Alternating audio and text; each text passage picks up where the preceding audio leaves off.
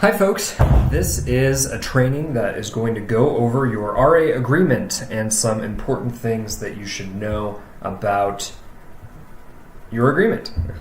But don't worry, this training will not be as long as my policies and procedures one, so just a few minutes for this one. It's important to know that if you are a hall RA, your agreement goes all the way through May 13th, and if you're an apartment RA, it goes through May 31st, so a little bit of a difference there. Next, we want to talk about GPA requirements. It's important that you know what these requirements are and know what all the nuances are that we'll talk about before grades post. So this is your opportunity to know what those policies are because we do follow them very strictly. The bottom line is that RAs need to achieve a 2.5 semester GPA and maintain a 2.5 cumulative GPA. So what happens if you don't achieve that GPA? If you have below a 2.5, either your semester or your cumulative or both, the first time that it happens is you will be placed on probation for a semester. And then what that means is that after the next semester, if you also don't make grades, then we'll unfortunately have to release you from the RA position. So we will check grades at the end of fall, and if you're placed on probation then, that will extend through the end of spring. And if you're on probation for spring grades, that will extend through the following fall. It is important to know that if you earn below a 1.5, that is automatic termination from the RA position. So we need you to be academically successful. Below a 1.5, we're going to need you to take time off from being an RA and focus on your schoolwork. Some other GPA-related policies. We look at your GPA based on what you actually earn and what is posted when grades are due from your professors at the end of the semester. We do understand that your GPA could be subject to change if you retake a class, but that is a future revision and will not be considered. So if you are under that 2.5 or under that 1.5, that is what we're going to go with. It's also important to note that our GPA minimum is 100% firm. What that means is that if you earn a 2.499, we totally sympathize with you. We know that that's really close. But that will result in job action. That's something that we've been asked to do by upper administration at the university, so 2.5 is the standard. And then it's also important to note that GPA-based decisions are made independent of your job performance and are implemented consistently in complete black and white fashion. So what that means is that even if you are the world's best RA, if you don't meet grade expectations, these policies that we've talked about in this slide will impact you. And so know that it's nothing personal, it's that we have to enforce this policy, and if you don't meet that minimum, then what we talked about in this slide will be an outcome for you. On to what I hope to be a more cheerful topic, some date and time requirements for your RA position.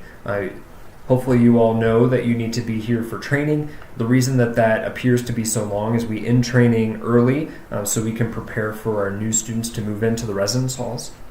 It's important that you know that you are required to attend your weekly staff meeting, which is every Monday from 6 to 8 p.m. And then it's also important to note for hall RAs that you are contracted to help through December 20th in the late afternoon until your supervisor dismisses you as you are helping close the building for winter break. If you're an apartment RA, you will be working over winter break, and you and your peers who are on your staff will divide that work either during training or as we get closer to break. So know that at least a portion of winter break you will be expected to work if you're an apartment RA.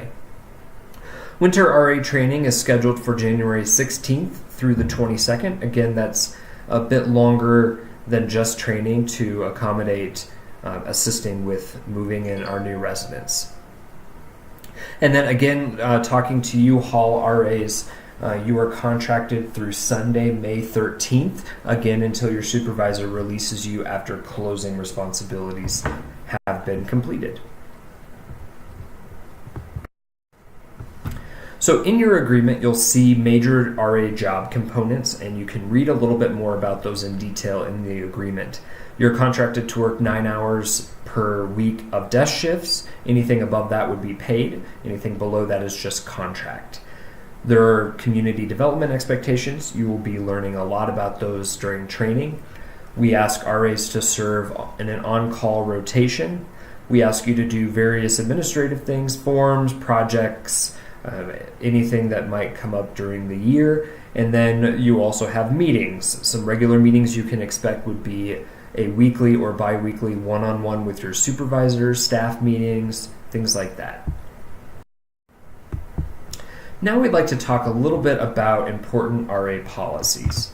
The first I'd like to talk about is that any outside employment or non-academic involvement outside of the position needs to be approved by your supervisor, and we cap that at 10 hours. So if you have a job, if you have a large student leadership obligation, please talk to your supervisor because that does need to be approved in advance. Hopefully it's not a surprise that we expect all RAs to abide by university and RLDS policies, and be aware that if you break one of those policies, you could be held accountable as a student and held accountable as a staff member, so there might be a dual impact there. It's important for you to know that if you learn about instances of violence, sexual misconduct, or harassment, you are legally required as an employee of the university to report that up to either your RC or LOC. You'll learn more details about that during training. If you are going to be out of the residence hall or apartments overnight, that needs to be approved in advance by your RC, and you have a maximum of 5 nights per month. We are not able to provide transportation or drive any residents, so be aware of that policy. And RAs should not talk to the media, so whether that be newspaper, the branding iron, or other types of media on behalf of RLDS. You can talk to the media as an individual as long as you are not identified as an RA or an employee of the university. And it hopefully isn't a surprise to you that you as an RA will be given a lot of access to confidential information, and we expect you to keep that private. Okay, moving on with some more RA policies. It's important that you not misuse any access systems. You're given a lot of information and a lot of access, and so that would be some examples would be entering a room or apartment when you don't have an RA-related reason to do so, misusing a master key, encoding your card for a room that's not yours, things like that. And then let's talk about conflicts of interest. So a conflict of interest is any type of relationship that could be someone in your family, romantic relationships, friendships between you as an RA and other residents or other RAs that might impact your ability to do your job or create some type of conflict within your community. Those relationships aren't necessarily prohibited. We just ask that you disclose those to your supervisor so we can determine what the next step might be. And then let's talk about alcohol policies. So if you're under 21, it is illegal for you to possess or consume alcohol. And you also cannot consume or in any way be under the influence of alcohol while you're performing your RA duties. So that includes when you're on call, when you're at a program, when you are working the desk, things like that. And then if you are over 21 or will become over 21 during the year, you may possess or consume alcohol in your room or apartment with your door closed, but you should keep in mind the community impact that might have and make sure that you're being a good role model. And I would encourage of-age RAs to discuss boundaries with your supervisors so you make sure to avoid any type of sticky situation. And then it's important for RAs to understand that you cannot be in the presence of anyone drinking underage, even if you are off campus. And if you do find yourself in a situation where you are around underage drinking off campus, you should immediately remove yourself from the situation and report it to your supervisor for next steps. Lastly, we wanted to talk about prohibited conduct. This is the list of things that can get you automatically fired as an RA. So it's important that you know what these things are so you don't do those things.